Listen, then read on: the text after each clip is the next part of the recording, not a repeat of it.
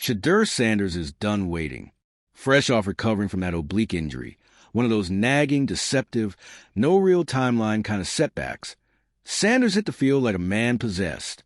No hesitation, no signs of pain, just missiles, and I mean missiles, laser throws into tight windows, deep balls dropping right into the bucket, quick release passes slicing through defenders like a scalpel.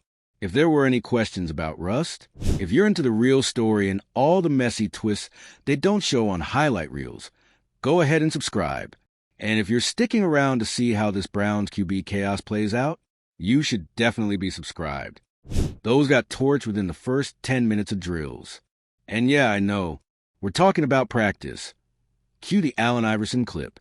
But let's not pretend practice doesn't matter when team owner is literally standing there watching every rep like his life insurance premium just doubled. What makes this even more dramatic is the context. You have a rookie quarterback, still technically buried on the depth chart, walking back onto the field after a frustrating injury, and not just holding his own, but elevating the entire session. The pace picked up, the receivers locked in, the energy shifted. When Shedeur's under center, people pay attention. Even Flacco couldn't ignore it. And by the way, credit to Joe. He's a pro's pro. There's no ego. He's watching Shedeur light up the field and nodding like, yeah, the kid's got it, because Flacco knows. He's been around. He's seen rookies crack under pressure, especially coming off injuries. But not Shedeur. He didn't force anything.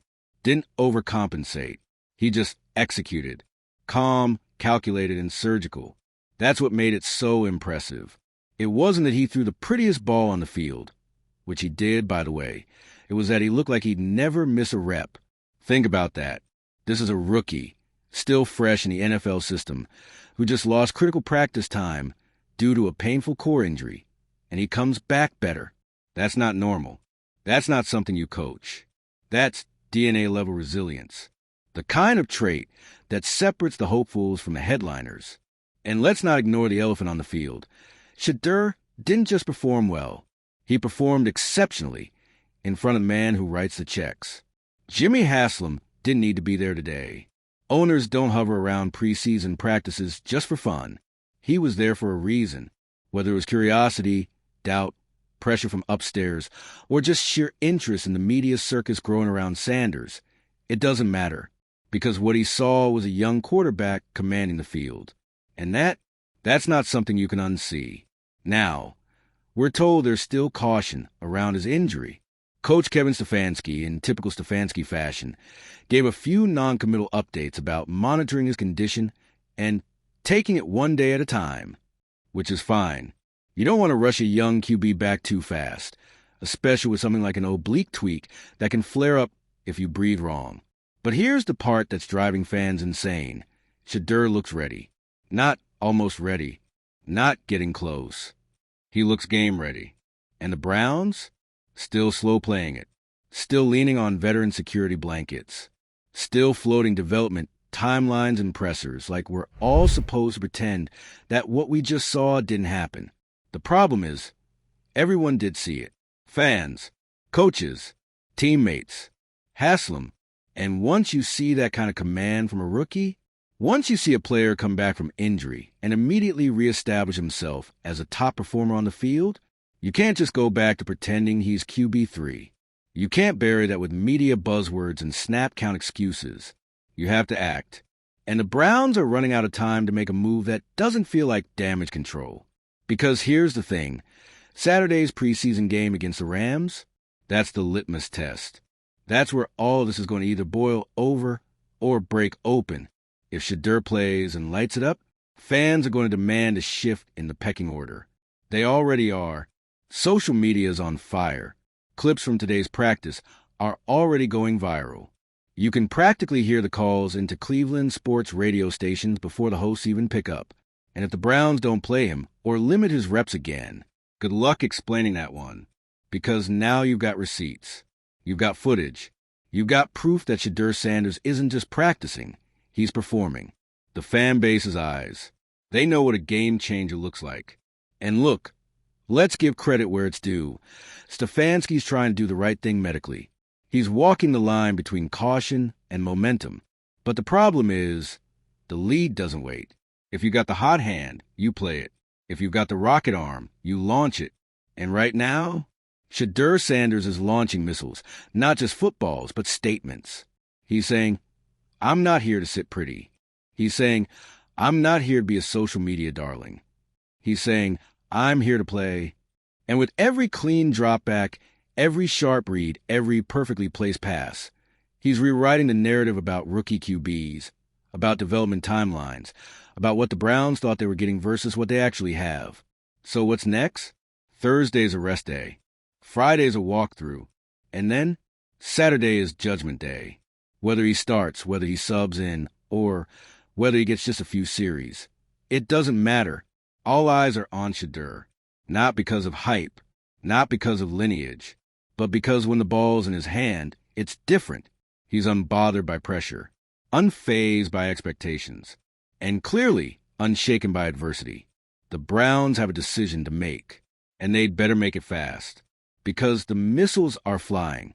The owner is watching, and Shedeur Sanders, he's ready to make everyone remember what a star looks like when he owns the moment. So what do you think? Is Stefanski playing it safe or playing scared? Should Shedeur be starting on Saturday, or are we still pretending he's in development? Drop your takes and comments. And if you haven't already, subscribe. Turn on notifications. Because this saga is just heating up, and Shedeur, he's already setting the sky on fire. When Shedeur Sanders uncorked those deep bombs at practice, he wasn't just throwing passes. He was throwing challenges. To the coaching staff, to the front office, to the entire culture of the Browns. This wasn't a return to form. This was a declaration. A young quarterback standing tall in front of the team owner, in front of the veterans, in front of the doubters, saying, without saying a word, you can't ignore me anymore. And that's what's got this whole building buzzing.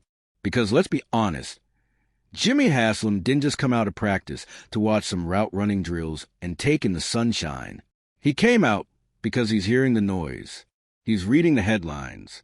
He's seeing the analytics. And whether Stefanski wants to admit it or not, that owner presence means something. Owners don't just observe. They evaluate.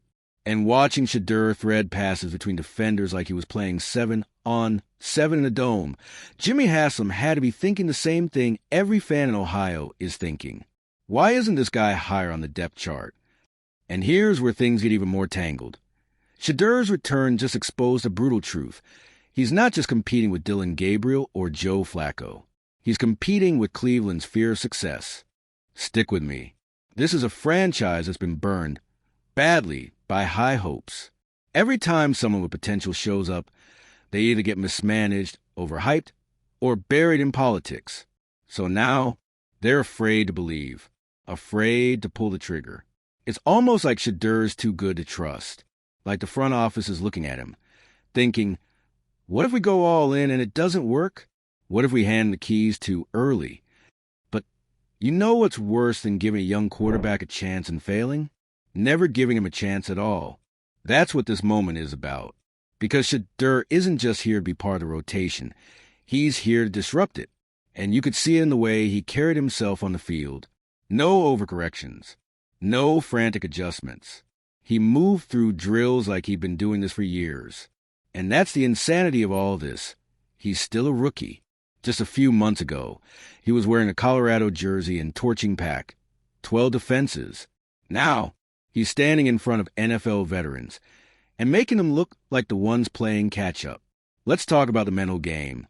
2, because this is where Shedeur separates himself from the pack. Oblique injuries are tricky. They mess with your core, your throwing mechanics, your comfort in the pocket. It's the kind of thing that should make a rookie second-guess himself. Slow down. Play it safe. But Shedeur? Nah, he came out firing. Confident. Sharp. Like he trusted his body and his instincts. And that's huge. Because the NFL isn't just a physical league.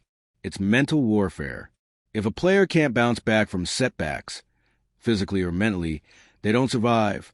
But Shedeur? He didn't just bounce back. He bounced forward. Which brings us to this. We are witnessing something rare. We are watching a player build his case in real time. Not with flashy quotes or Instagram clips, but with consistency, with poise, with performance. Every single day he doesn't implode, his stock rises. Every time he steps on the field and delivers high-level throws in rhythm, his ceiling climbs. Every moment he outshines the safe options ahead of him, the excuses crumble. And here's where things get uncomfortable for Stefanski and the coaching staff. There are no more excuses. You can't blame the injury. He looks fully recovered. You can't say he's overwhelmed. He's running practice like a second-year starter. You can't say he's not ready. He is. So what now?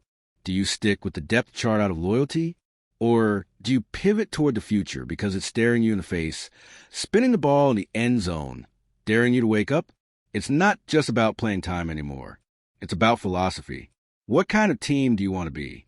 Do you want to be the team that nurtures greatness, that builds around dynamic talent, that evolves with the moment? Or do you want to be the team that clings to comfort, avoids risk, and watches your future rot on the sideline because you were too afraid to dream? Let's look ahead to Saturday again, because that preseason game against the Rams is loaded with implications. If Shedeur plays, and plays, well, this story explodes. You think social media has been wild? Wait until he drops a dime on national TV, maybe even scores a red zone touchdown, and does that calm, subtle head nod thing that lets everyone know, yeah, I do this. The pressure will mount. Stefanski's vague answers won't cut it anymore. The fans will demand more. Analysts will sharpen their knives. And most importantly, the locker room will shift. Because players know. They always know. And if Shedeur keeps stacking good reps, good throws, and smart decisions, that backup spot gets real shaky, real quick. You're going to see receivers asking for reps with him. You're going to see O-linemen trust him to make pre-snap reads. You're going to see veterans buy in. And once that happens, you're not controlling the narrative anymore. The narrative is controlling you. But hey, maybe that's a good thing. Maybe that's what the Browns need. A jolt, a break from the cycle. A player who's not here to be molded, but here to mold the team around him. Because let's face it, Shedeur Sanders is different. He's not asking for the spotlight. He is the spotlight. He's not waiting for opportunity. He's creating it. And the Browns? They're on the verge of either making the boldest move in recent franchise history or the most familiar mistake in football. The safe play is to stick to the plan. But the right play might be to throw the plan out entirely and let Shedeur write his own. So here's the final question. How long can you suppress star power before it combusts? Because Shedeur Sanders isn't just a player on the rise. He's a test of courage, of vision, of leadership. And the Browns? Their grade's coming real soon. You know what's more disruptive than a quarterback controversy? A quarterback quietly taking over the emotional center of the team without even being named the starter. Because let's be honest, when Shedeur steps onto the practice field now, he's not just there to run drills. He's the axis everything spins around. You can feel it. Coaches might not be saying it out loud. Players might not be going on record. But the shift is happening. Conversations in the locker room, they're not about who's technically QB2 or QB3 anymore. They're about when, as in when Shedeur getting first-team reps, when Stefanski can make the call. When are they going to stop pretending this isn't happening right in front of us? It's a vibe shift. And in the NFL, vibes matter. You ever seen what happens when a team gets behind a young quarterback emotionally before the coaching staff officially does? You start to get leaks. You get that cryptic free him tweet from a skill player. You get sideline glances when the offense stalls under another guy. You get receivers campaigning quietly. Because guess what? They want to win. And they want the ball. And Shedeur Sanders? He gives them both. There's a rhythm to the way he plays. Calm, fluid, confident. And it's not just how he throws. It's when the timing, the anticipation. You see flashes of what guys like C.J. Stroud did last year. Rookies who didn't look like rookies. Rookies who made football look easy while everything around them screamed chaos. And Shedeur, for all the noise and all the debate and all the media scrutiny, is playing with zero noise in his head. That's what's freaking people out. He's supposed to be rattled. He's supposed to be pressing. He's supposed to be behind schedule after that injury. But he's not. He's ahead of it. And you know who's noticing that, aside from Haslam? The other quarterbacks. Let's talk about that for a second. You got Dylan Gabriel, who knows he's on thin ice. You've got Flacco, who's earned the right to start, but also knows exactly what it looks like when the heir apparent starts catching fire. And don't get it twisted. This isn't a jealousy thing. This is the NFL. Quarterbacks compete, but they also see the writing on the wall. And the unspoken truth here is, if Shedeur keeps showing out like this, one of those two guys is getting squeezed out. You don't keep three quarterbacks active if one of them is becoming undeniable. You make room. And that's the next uncomfortable chapter no one in Cleveland wants to talk about yet. What happens when Shedeur jumps the line? Not because he politicized. Not because fans forced it. Not because the media begged for it. But because he earned it. Let's talk practical implications. If Sanders keeps performing and actually sees the field in the Rams game, and let's be honest, the fans will riot if he doesn't, then you're going to have to make a depth chart move. No more pretending QB3 is where he needs to be. No more taking it slow. Because the minute that throw hits the broadcast, say a 40-yard dime on a run or a red zone strike on a tight window route, the media cycle is going to detonate. And you know who else is going to start knocking? Agents. Yep, this isn't just a football problem now. It's a roster management issue. Because Shedeur's agents, and you better believe they're watching this moment with chessboard precision, are going to start making calls if their client is still being treated like a future investment when he's delivering right now returns. You think they're just sitting quietly watching other QBs with half his talent getting second-string duties just because they fit the system? Not a chance. They're building leverage. And the Browns are walking a tightrope between player management and public relations. It's not just that Shedeur is becoming popular. It's that he's becoming powerful. And let's not forget, he's got his own media team, his own platforms, his own megaphone. If the Browns try to shelve him again without a very good reason, he doesn't need ESPN or local radio to get the message out. He's got YouTube, Instagram, Twitter, TikTok, all of it. And unlike most rookies, Shedeur owns his narrative. Let that sink in. This is a rookie quarterback who is not only reshaping how the Browns play football, he's reshaping how they communicate it. And that, friends, is an existential threat to how old-school NFL organizations operate. Because Shedeur doesn't wait for the press to frame his story. He just uploads the footage himself. So now the Browns are in uncharted territory. If they mishandle this, not just from a coaching standpoint, but from a communication and fan engagement angle, they don't just risk losing games. They risk losing the locker room, losing the city, losing a generation of fans who finally thought they had a star worth building around. Let's talk about one more dimension of this, because no one's really acknowledged it yet, but it's coming. The cultural impact. Shedeur isn't just another young QB. He's part of a new archetype.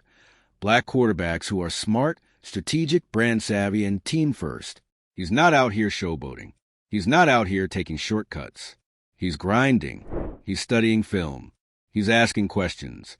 He's leading, and that matters. To fans, to young players watching, to sponsors, to future recruits. He's showing that you can be charismatic without being chaotic, that you can be confident without being cocky, that you can own your image and still earn respect in the locker room. That should be a gift to Cleveland. That should be the brand they lean into. But instead, the Browns seem scared of the very thing that could save them, which brings us full circle. To this week, to Saturday, to the next decision that will either push this movement forward or stall it out again. If Shedeur plays, and plays like we've seen him do all week, this whole QB situation becomes unsustainable. You can't go back to pretending it's a developmental project. You have to make a move. Because the moment he makes one electric play, just one, he's not QB3 anymore. He's the heartbeat of this franchise. So, if you're Stefanski, you've got a choice to make. Play it safe or play for the future. Because if Shedeur Sanders delivers again on Saturday, this isn't a QB controversy anymore. It's a full-blown QB takeover. And there's nothing you can do to stop it. Let's not sugarcoat it. Saturday's preseason game might be the most important non-regular season snap the Browns have taken in years. Why? Because Shedeur Sanders is about to step onto that field and turn a rookie recovery update into a full-blown reckoning. All week, he's been lighting up practice like it's the playoffs. Coming off an oblique injury that should have slowed him down, Shedeur instead walked back in and immediately started launching missiles. Not checkdowns, not safe reads. We're talking deep throws, sideline ropes, and perfectly timed fades. The kind of throws that make you say, wait, he's not even supposed to be healthy yet? And if that wasn't dramatic enough, owner Jimmy Haslam was there, watching with his arms crossed, trying very hard not to let his jaw hit the grass. Let's be honest, this is no longer about development. It's about momentum. Because Shedeur's not just making throws, he's making believers. In the locker room, in the fan base, on the coaching staff, even if they won't admit it yet. The Browns can't keep playing the he's not ready card. He is, and when he takes the field against the Rams, everyone's watching, not just to see how he moves, but to see how long Cleveland can keep pretending this kid isn't knocking on the door. Because the truth, he's not knocking anymore. He's kicking it down. And if he balls out on Saturday, there's no more QB3. There's just Shedeur Sanders, and everybody else trying to catch up